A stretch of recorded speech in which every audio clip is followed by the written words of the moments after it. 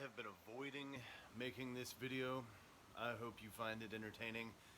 It's also informal.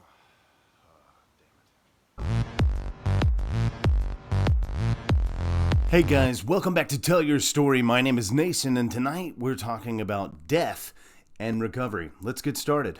You know, I'm not really sure what the statistics are on the death rate of addicts around the world. If I do find some of those on a Google search, I'll put them up here in the screen for you guys to look at. Tonight we want to talk about something that I wasn't prepared for. You know, I went through sobriety thinking, hey, I'm not drinking, so I'm going to be happy as hell. Things are going to go great. Life is going to be grand. When, to be honest, there's another side of recovery that rehabs just don't talk about. While it's super exciting that each and every day I wake up with just a glorious view on life, I feel great, my body's in good health, and I'm not with a hangover, there's another side that I don't think many people talk about. I haven't seen this talked about really on any channel, and that's just sort of death.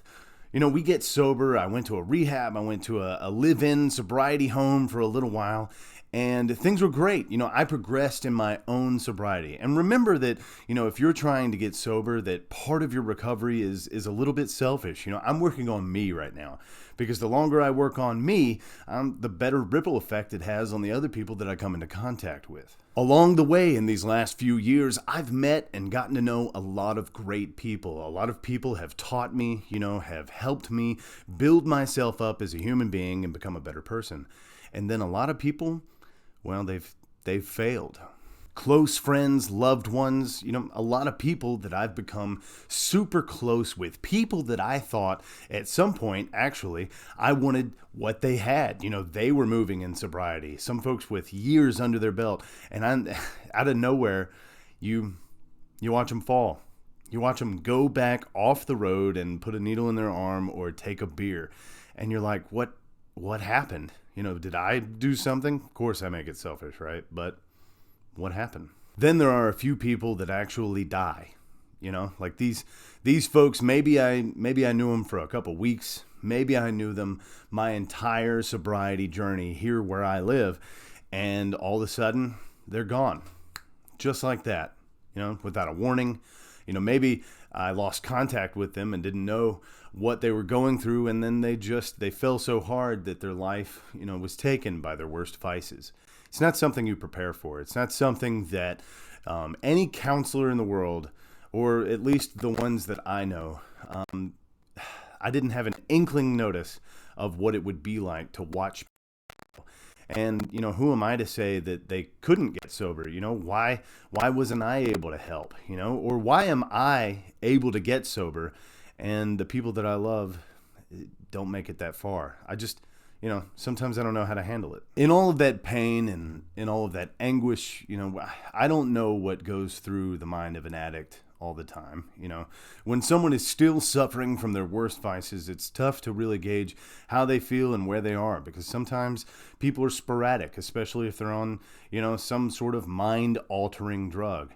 And I guess the one piece of advice that I have to people that are going into sobriety is know that every day that you show up, every day that you make that coffee in that meeting, every day that you decide to say no to whatever vice that you have, you are an example for somebody else. One of the first conversations that I had with a counselor at the Pines when I was there, I said, if I do get sober, maybe I can, help some people. Maybe I can help save folks. And he said, well, your job's not to save everybody.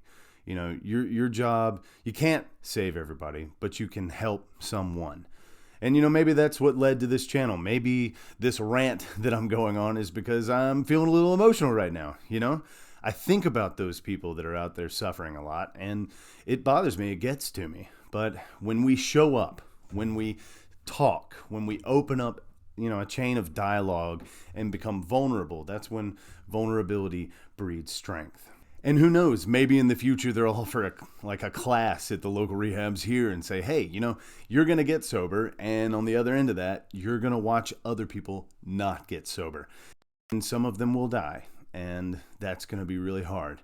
But we need you to focus, maintain, and keep moving forward. Sometimes I just have to remember that death is a natural part of life, It's not about natural selection, but we do have, the ability to choose sometimes how we go out, whether that be from putting too much of that chemical in the needle or whether it be dying in the hands of our loved ones.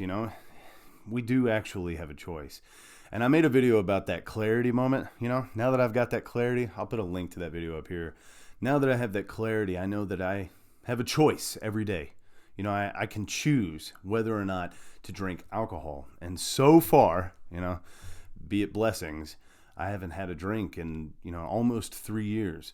So if you're suffering, or if you know someone else out there that is suffering, if you see somebody on the daily that you're like, gosh, I hope we don't lose them, just remember, keep showing up. Keep waking up with that positive vibe and let them know that you care about them. Because ultimately, the best we can be is sort of like a reflection of what someone else could be. Treat others as you would treat yourself. I think that comes as a golden rule, right? I know that this video was kind of a rant, but I felt like it needed to be said. Nobody talks about the dark side of recovery. And when we have to watch so many people fall, why not use that pain as a reason to keep being as best a person as we can be, so that maybe we can help someone not fail. Anyway, that's all I've got for tonight. I'll see you guys in the next one. Peace.